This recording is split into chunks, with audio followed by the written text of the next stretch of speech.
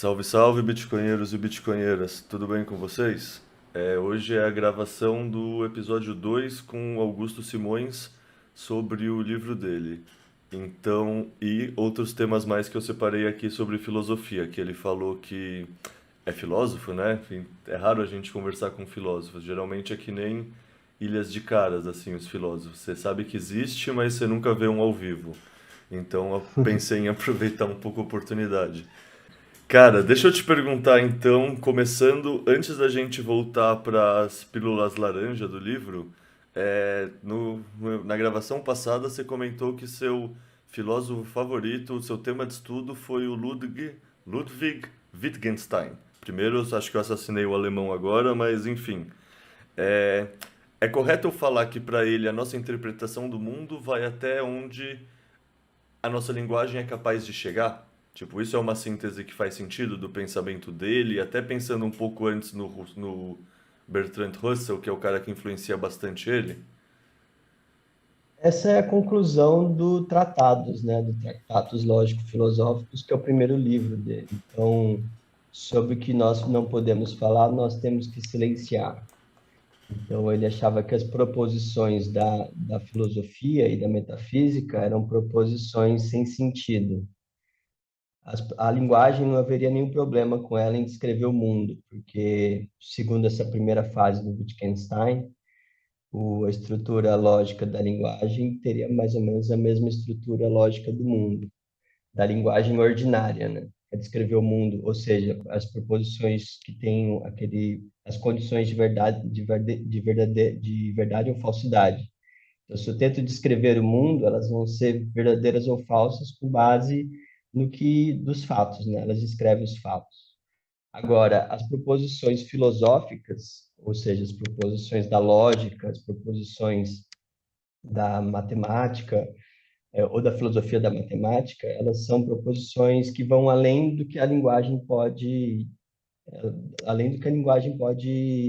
ter de sentido. Então, elas são proposições que a conclusão do tratado é que a gente tem que silenciar sobre elas. Então, todas as proposições da metafísica, elas vão além daquilo que a linguagem é capaz de dizer. Então, nós temos que silenciar. Então, essa é a conclusão do primeiro Wittgenstein, né? Depois ele muda completamente de ideia e ele regressa a Cambridge e começa a dar aulas de novo, e depois é elaborado as obras que foram compiladas, que é o mais importante do segundo Wittgenstein, é o Investigações Filosóficas, que é uma compilação de aulas e reflexões que ele teve depois do primeiro Wittgenstein. Então, mas assim, para entender o primeiro Wittgenstein, como você disse, tem que entender o Bertrand Russell e entender também o Frege, né? Gottlob Frege, que era um filósofo alemão mais focado em lógica. E Mas, não, ia pode te falar. perguntar que uma coisa que eu li é que, tipo, muito do pensamento, acho que chama neopositivismo, mas uma vertente nova do positivismo bebe nessa fonte do Uhum. primeiro Wittgenstein. Isso faz sentido? Sim, mas faz sentido que descrever dessa forma, mas o próprio Wittgenstein ele tinha ódio dos positivistas. Ele, o, os positivistas na época eram o Círculo de Viena, né? E o Tractatus no Círculo de Viena virou como se fosse uma Bíblia. Então eles liam aquilo como religiosamente, falando, não, o Wittgenstein ele conseguiu encontrar um fundamento para a ciência. Então eles adoraram Wittgenstein, só que o Wittgenstein achava que o positivismo não fazia sentido. E então ele desprezava, ele falava, olha, isso que você fala, não, isso que o positivismo prega não tem sentido e eles deveriam ficar calados, inclusive. Eles têm que parar de fazer o que eles estão fazendo. Inclusive foi o que o próprio Wittgenstein fez, né? Depois que ele escreveu o Tractatus, ele foi morar isolado num fiord norueguês no meio do nada e construindo uma cabana sozinho. Ele achava que a tarefa da filosofia, ele tinha solucionado todos os problemas da filosofia e não tinha mais nada ao que ser dito. Mas ele gostava, por exemplo, eles gostavam de poesia, mas os positivistas lógicos não gostavam. Então ele tinha ele tinha um pensamento estético, ele tinha referências estéticas, e os positivistas lógicos achavam que aquilo era uma coisa, um passatempo inútil, só que então tinha esse conflito, sabe? A leitura que os positivistas lógicos faziam no Tratados, o próprio Wittgenstein não concordava. Mas, assim, muita gente que se diz positivista ou neopositivista tem uma leitura de Tratados que assim, tenta dizer que é a mesma fonte, ou que dá um fundamento filosófico do positivismo. Mas eu acho que essa leitura é incorreta. Saquei. E qual é a diferença desse primeiro Wittgenstein, que é o Tratados Lógicos que fala? É, o Tratado É, Lógicos Filosóficos. Qual é a diferença dessa primeira fase do Wittgenstein, que é esse cara que inspira os positivistas, apesar de não gostar dos positivistas, para o segundo Wittgenstein, quando ele volta para Cambridge e começa a lecionar aí onde ele fica e junta esses compilados nas investigações filosóficas? Vou tentar descrever assim bem breve, né? Qual que é a diferença dos dois? Pro primeiro Wittgenstein, a linguagem ela funciona como se fosse uma imagem do mundo. Então tem o que se chama de teoria pictória da linguagem. Uma das inspirações para ele escrever o Tractatus foi uma vez que ele foi assistir um júri e para mostrar o que era um acidente de carro, né?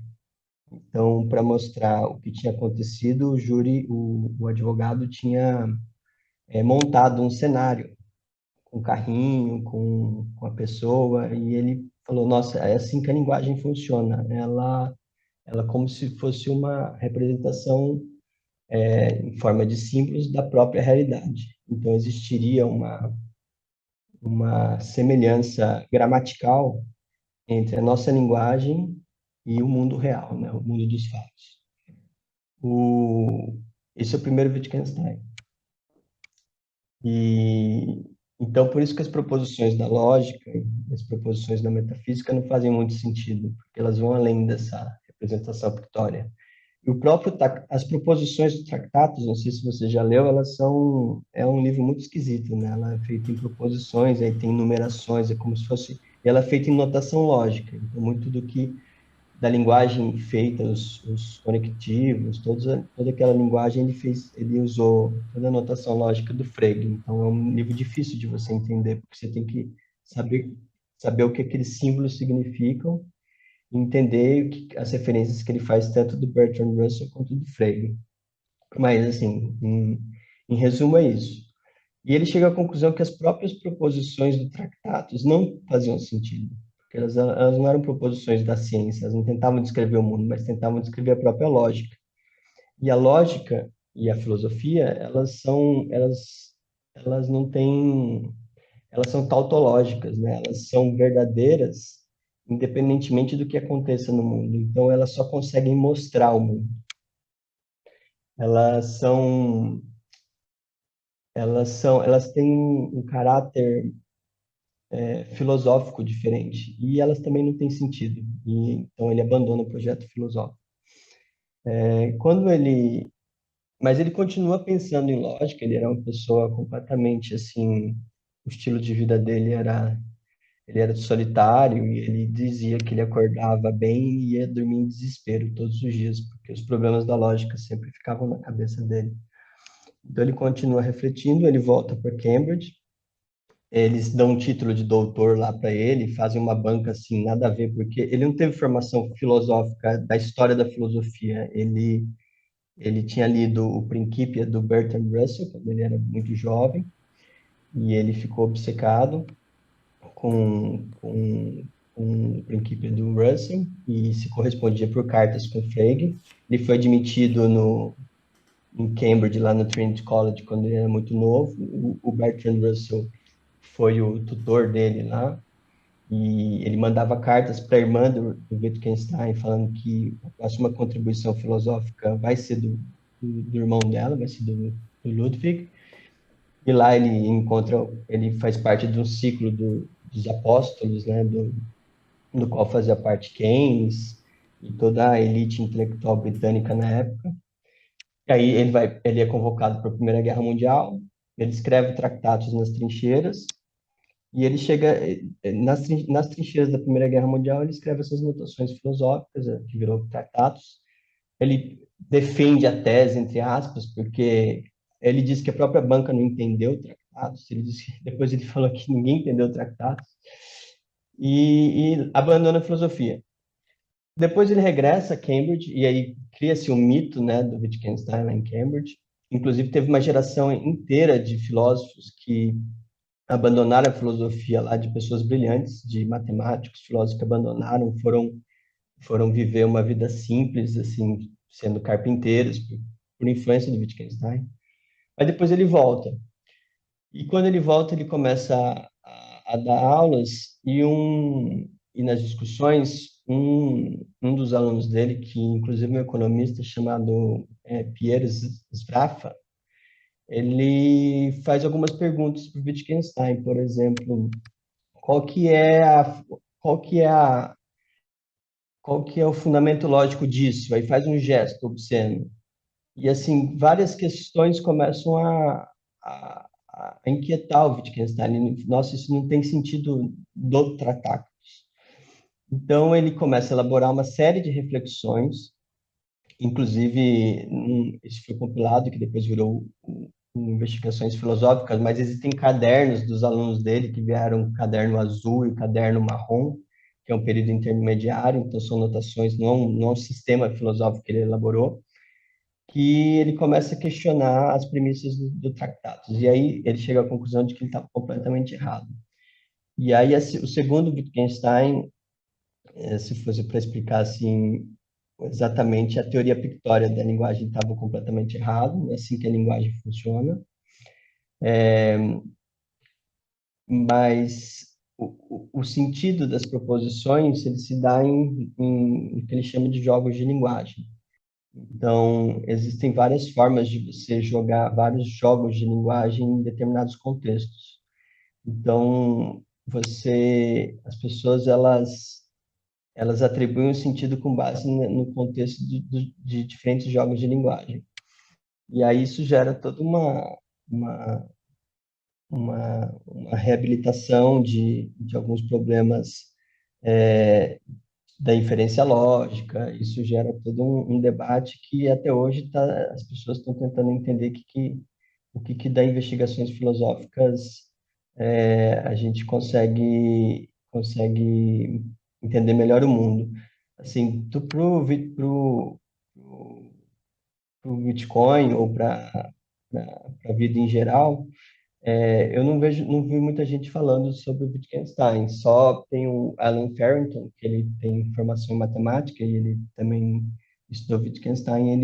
Ele tem uns artigos interessantes falando que a gente não consegue entender, por exemplo, o conceito de moeda sem entender o uso que as pessoas fazem do conceito de moeda utilizando o conceito de jogos de linguagem do Wittgenstein. Então, toda essa discussão sobre o Bitcoin não é moeda, então logo ele não deve funcionar, isso daí seria um pecado, né, um erro filosófico, porque você tem um agulhão semântico, você acredita que por aquilo não fazer parte de um conceito ideal de moeda, a prática das pessoas utilizando o Bitcoin como moeda, ela não faria sentido, quando na verdade você que está preso a uma teoria semântica da moeda. Então, como se o uso da linguagem se dá na prática da linguagem, o sentido da linguagem se dá na prática da linguagem.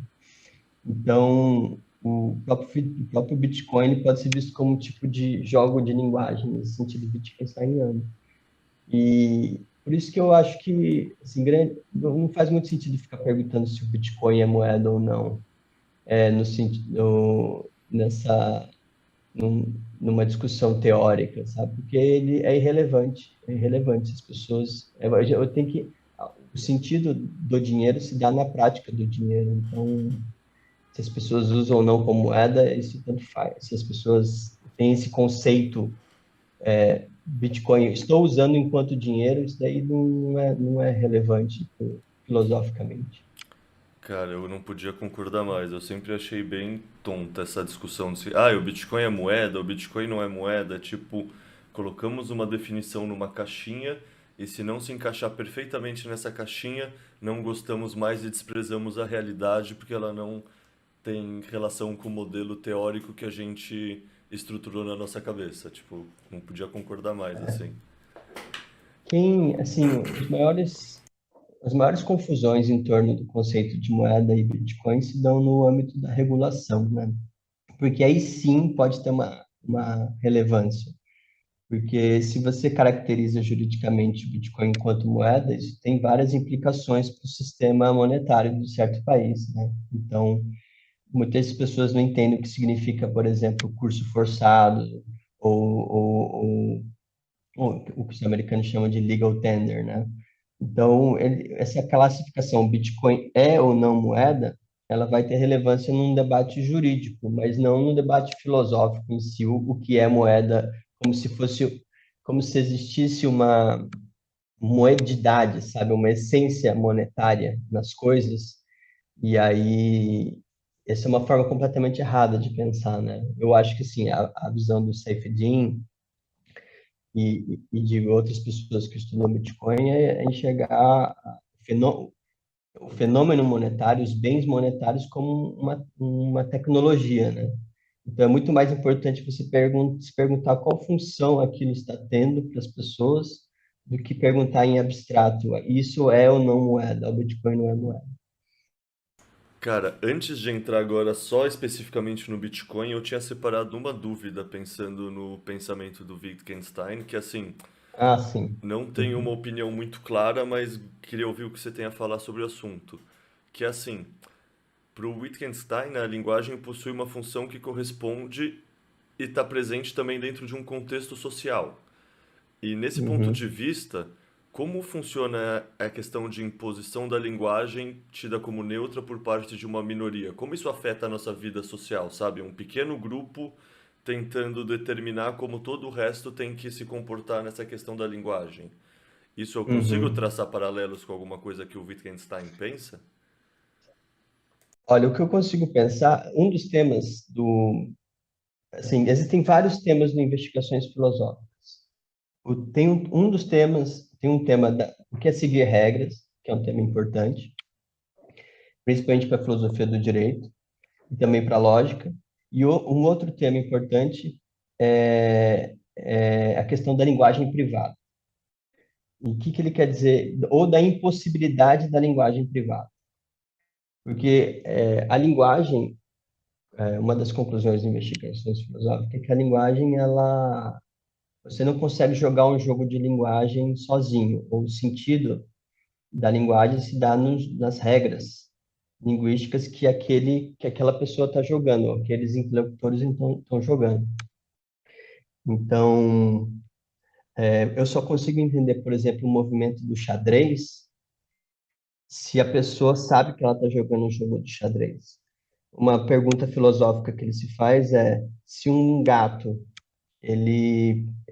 tem um jogo de xadrez montado, o gato vai lá e coloca a pata e empurra o peão, ele jogou ou não o jogo?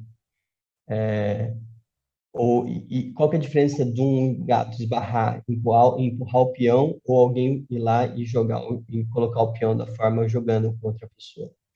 Ah, ele faz assim, é um livro, eu recomendo que as pessoas leiam, porque é um livro curioso que ele vai colocando vários problemas e ele é um pouco como os primeiros livros de filosofia. Ele não gostava de história da filosofia, ele não estudou Descartes, ele não teve uma formação de história da filosofia, mas ele é parece os diálogos platônicos e socráticos que terminam em aporias, né? Então você fica assim, nossa, mas ele coloca um problema e não dá fala, "Ó, essa é a conclusão que você deve chegar sobre isso." Então um dos problemas é essa questão da linguagem privada. Mas o que os intérpretes dizem, e que eu concordo que é uma leitura correta, é que não pode haver uma linguagem privada.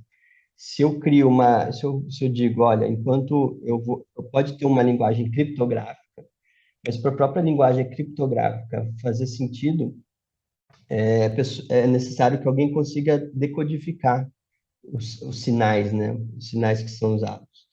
Então, essa questão de uma minoria querer impor a, uma linguagem à maioria, assim, depende, eu acredito que você esteja se referindo à questão de pronomes e a questão dessa linguagem neutra que querem dizer que é uma forma mais inclusiva de se dar, se, se, de se conversar com alguém. É isso que você está se referindo? É isso, mas também numa visão que, sei lá, a imposição de uma linguagem é uma imposição de visão de mundo, né? Então você querer Uhum, impor uma linguagem para outra pessoa é uma forma de colonização do imaginário, no meu ponto de uhum. vista. Então, não sei, eu fico meio. Mas o que seria impor uma linguagem O que, para se- você? o que seria o quê? O Desculpa? que, o que é impor o que é impor uma linguagem a alguém?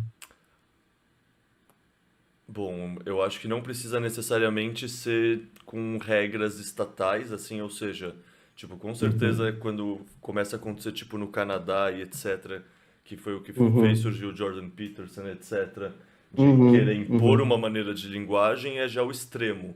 uhum. Mas, Entendi. não sei, mesmo você pensar, sei lá, as pessoas de 20 anos quererem cancelar o taxista de 50, 60 anos porque ele não tá atualizado com o que a pessoal na faculdade está querendo mudar na linguagem do mundo, acreditando que ao mudar a língua você muda as pessoas e muda o ser humano, e Uhum, tipo, cancelar uhum, esse cara, pra mim isso é uma tentativa de imposição e é uma maneira de autoritarismo, assim.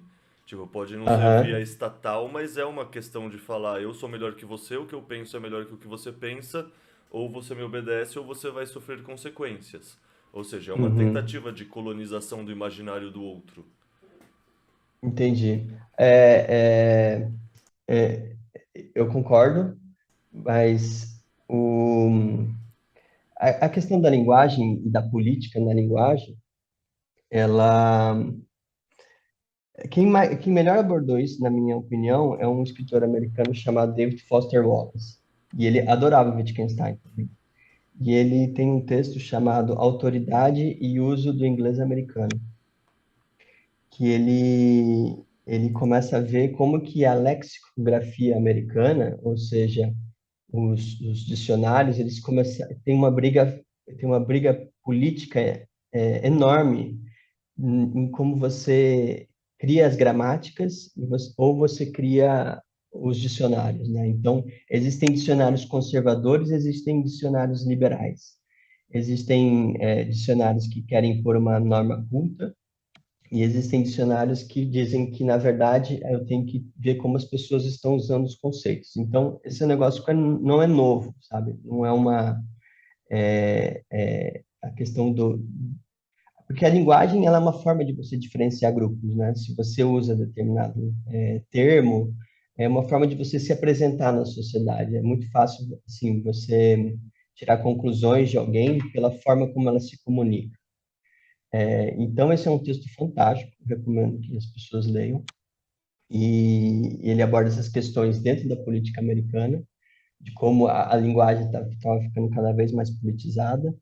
E a conclusão que ele chega, que eu acho correta, é que assim, esse tipo de autoritarismo na linguagem, ele é uma forma de você marcar uma adesão ou não a um certo uma certa ideologia, né?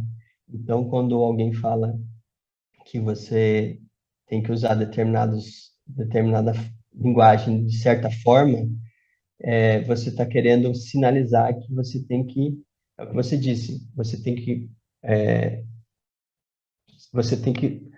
usar como eu descrevo a realidade, né? Das conclusões de investigações filosóficas também é que uma linguagem é uma forma de vida, né? Uma das frases famosas dele, do Wittgenstein, é que se um leão pudesse falar, nós provavelmente não entenderíamos, porque a forma de vida do leão é tão diferente da nossa que, que ele ia ter referências do mundo dele que não iam se conectar com o nosso. Então, a linguagem, por exemplo, na União Soviética, ela era uma linguagem altamente politizada também. Você era punido por não usar os determinados conceitos de forma certa ou errada. Então, essa briga linguística que a gente vê hoje em dia, ela é sim sintoma de uma sociedade que está se fragmentando. E ela não deve ser vista como uma agenda ingênua, né? Ela é uma técnica de você arregimentar ou de você punir, né, dissidentes políticos porque eles se comunicam de uma forma diferente. E a conclusão é que, assim, todo regime autoritário, no final, ele vai tentar controlar coisas que são, na verdade, incontroláveis, porque são coisas que, assim, são aspectos sociais que vêm da ação humana, que é a linguagem, o dinheiro e o próprio direito, né? Então, são, são aspectos da sociedade que eles não podem ser centralizados. Então, toda tentativa de centralização da moeda, da linguagem e do direito, ela é fadada ao fracasso. Então, isso é um sintoma de um autoritarismo, sim, na sociedade, querer dizer que existe uma forma correta de se comunicar ou de pensar. Eu consigo pensar, por exemplo, nos processos históricos da formação da Espanha e da formação da Itália, por exemplo, e acho que na França deve ter acontecido a mesma coisa, que não existia uma língua espanhola e Madrid que impôs ao resto dos reinos conquistados qual seria a língua espanhola. O mesmo no caso da Itália, tanto é que você vai indo mais para o sul da Itália, o dialeto que eles falam é muito diferente do que o italiano de Milão, que é o que virou, entre aspas, o italiano correto, assim.